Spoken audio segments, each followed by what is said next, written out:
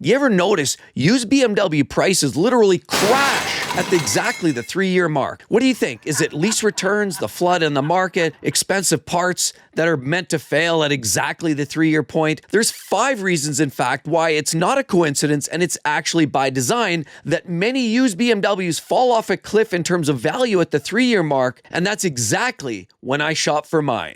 Let's get into it now. Life's too short to drive boring cars. The first one comes down to a 3-year cycle, a 3-year cycle of leasing. A lot of these OEMs offer up great incentives, 0.9, 1.9, 2.9%, easy buy-in options, and easy to walk away after 3 years. Why is that such a big deal? Because that coincides with the warranty periods. A lot of these cars are only warranted for 3 years. And a lot of customers are absolutely enamored by the fact that they can walk away willy-nilly and not worry about expensive maintenance and repairs. And in my time, I've seen some huge expensive repairs, $2,000, $3,000 for things like water pump thermostat. A high pressure fuel pump could cost you $5,000 or $6,000. Forget about if you have to do a timing chain repair on one of the engines that have timing chain against the firewall, where it could cost you $6,000 or $7,000. A lot of people are fearful of that, and they'd much rather own a vehicle, a BMW specifically, under warranty. And how do you do that? Lease it for 3 years. Many choices by customers to lease go far beyond the worry about after 3 years and the warranty expiration. It's all of some of the other features and technology, and we know BMW is always on the leading edge of some of their technology. Well, with that said, we've also hit a tipping point. Now, what we're starting to see are people starting to backdate, start to buy older cars because they're looking at some of the newer technology and they're not all that excited. No! Too much technology, subscription services, electronic touchscreen, capacitive and haptic controls means that a lot of customers see all this new technology as very risky, so they would simply much rather lease their vehicles. After which point, those lease vehicles wind up usually either on the dealer's lots, Mannheim auction, or even a localized dealer auction, to which point now the dealers or other dealers are looking at scooping some of these up. The beauty is, once those customers hand back the keys for a lot of these vehicles just off of lease, there's a flood on the market. And we saw this way back in 2020-21 when there was all kinds of massive incentives, but it didn't matter. People were still buying incentives, no incentives. Even with market adjustment fees, people could not eat these cars up fast enough. Leases were extremely popular. And because of the massive overgrowing inventory that we started to see on the lease on the front end, merely 3 years later, now we're starting to see this massive flood in 2026. That strictly means there's too much inventory. And according to supply and demand, that usually means the desirability goes down and naturally the price and the value of those cars fall off a cliff. A second major reason comes down to a term I like to use, plastic fantastic. That's right, a lot of BMW owners in the past have experienced serious cooling system woes. Water pump, thermostats. A lot of those water pumps are electric and they fail at 50 to 60,000 miles almost religiously. It almost feels like it's by design, perhaps. On top of it, all the cooling lines, they snap together. They've got these O-rings and these plastic rings that lock together. While they magically snap together in the manufacturing facilities, unfortunately, they start to see these heating cooling cycles, which mean they start to fuse together. Dismantling them, that means extensive service costs, extra labor, because sometimes they just lock themselves together. They also tend to crack under the extensive heat, and let's be honest, heat comes from what? Turbochargers. Turbochargers are in virtually every BMW today, and all that excess heat under the hood means that we're accelerating the wear and tear on all these plastic parts. A lot of modern day BMW engines like the B48, B58 actually use 2 cooling system tanks, as well as plastic used in a variety of places like valve covers and oil pans, means that plastic fantastic has never been truer. And as a matter of fact, a lot of customers see this and experience this, and you would think replacing metal with plastic would mean it would save you money, but you'd be wrong, because most of these plastic replacement parts by BMW are extremely expensive. They're hard to find, and the likeliness of failure is extremely high. See, while you're under warranty for the first 3 years, most customers assume that it doesn't even matter. Don't care about the plastics, subscription, maintenance. A lot of people buy their cars with the maintenance plans, so none of that matters. Have you ever walked outside in the middle of wintertime with no jacket and you've got that wind blowing with snow and it's absolutely catastrophic? Well, that's what it feels like after warranty runs out, and a lot of customers customers assume the literal worst. The sad part is, in my experience, I've replaced numerous cooling system components. I think back to my 3-liter twin-turbo inline-6 and my N54 that I had to do water pump, thermostat, I had to replace gaskets and O-rings on the intake manifold, as well as on the oil filter housing, which now coincidentally has a high prevalence of failure on the B58 engines. We're hearing about it all over the place, that a lot of parts are now cracking, splitting. Oil filter housing, now you're getting mixing between oil and coolant, means extremely expensive parts and potentially catastrophic. If you don't catch your cooling system low alarms soon enough, you could literally overheat the all-aluminum engine and catastrophically fail it. Could be tens of thousands of dollars out of the pocket, and that's why many customers want nothing to do with these modern BMWs after 3 years and the warranty's gone. I could truly attest, my water pump and thermostat on my BMW 335, that cost me about $1,400 just for parts, and it cost me about 8 hours of labor myself. That's a $3,000-$4,000 repair for anybody taking it to the dealer. You talk about things like radiators, that's another $1,500 a part. Intake manifold, you're talking about $2,500. And sadly, with BMWs like the twin-turbo V8s, like the N63, now they have a hot V, so they go and stuff the turbos right in the V, and now you also have other issues. Melting of valve guide seals means your excessive oil consumption in short order, and the fear for owning a lot of these BMWs outside of warranty just has people running for the hills, dropping their keys off at the dealer's desk, and saying, "No, no, no, I'm good," right literally at the 3-year mark. A third major reason comes down to BMWs and direct injection. That's right, it's another technology that's really utilized in a lot of cars out there. But direct injected systems in,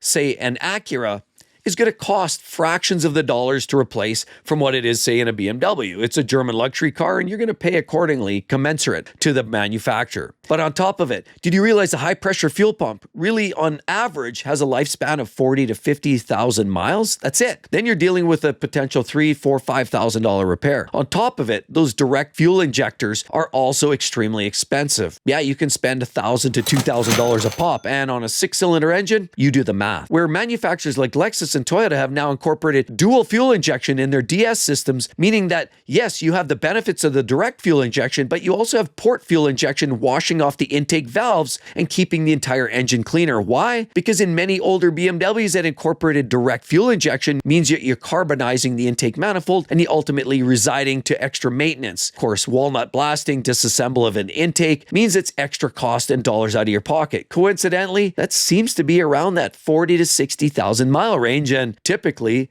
3-year time frame. And the fourth reason comes down to sensor and software paywalls. I mean, we know BMWs these days, subscription services are one thing, and not a lot of us are really excited about having to pay extra, even though the hardware is wired in there already, but having to pay an extra subscription for things like heated seats and navigation and some of your other safety features. But it goes far beyond the subscription services that we're seeing. It also comes down to very expensive proprietary diagnostic equipment, much of which you can't even get in the third party yet. As a matter of fact, to do an ABS system or to do your brake change or to bleed the system, quite often you need to plug into the computer and have the computer force the system through a series of operations. In many cases, you can't even do that at home, and in a lot of times, even small third-party shops can't even deal with it themselves. BMW themselves have the proprietary options to maintain your BMW. Many people are fearful of this, and it can get extremely expensive. When we talk about my personal experience at $250 an hour shop rate, and they want to charge you even just to plug in. You see, I've got a check engine light, you plug in your OBD2 code reader, and lo and behold, you know, say it's an oxygen sensor or it's a misfire. You already know what it is,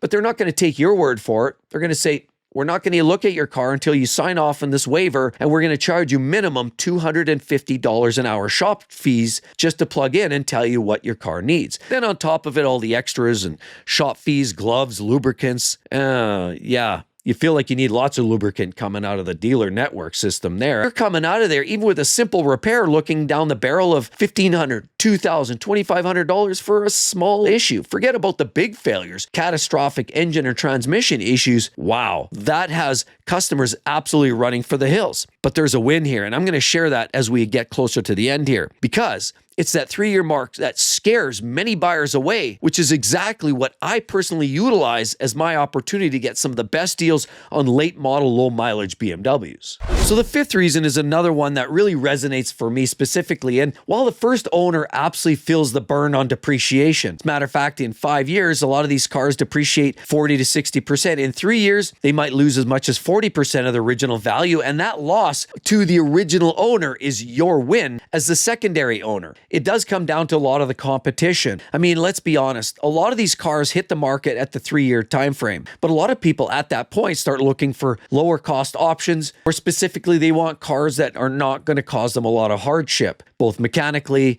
maintenance-wise, and depreciation. So people start to gravitate to cars like Acuras, Hondas, Toyotas, Lexus cars, and those seem to be the hot spots. So when people are looking for vehicles that are in the 4 to 5 year time frame, have you ever asked yourself the question, why are used Toyotas going for almost as much at 3 years than they are for brand new? That's not by accident. That's in fact because the trust that customers have for cars like Toyota and Lexus means that they're okay in buying a car with, 110,000 miles that's 3 or 4 years old, and they'll pay 80%, 70% of the new car price. They don't drive like a BMW. And that's really how I'm going to get that to this next point. The competition really is out there. There's lots to look at, and that drives these prices down for these used BMWs. You have all kinds of cars. You have Audis, the A series, A4s, A3s. You have the S series, the Sport line, and the RS, which is really the racy versions. Even cars like Maserati and Alfa Romeo offer some very cool, unique driving experiences. So there's no shortage of other options. And that's also means that it's a tough uphill battle for used BMW sellers, people that were the first owners trying to pawn their used BMW off, or more specifically, once they come back off of lease, you'll notice there's a distinct sharp drop at the 3-year point because they can't sell their cars with stiff competition from top to bottom with great options out there. And the fact that there's high costs, maintenance costs, reliability concerns in a lot of these BMWs has a lot of people shopping in lower cost options, looking for something different that's not necessarily going to cost them an arm and 3.5 legs.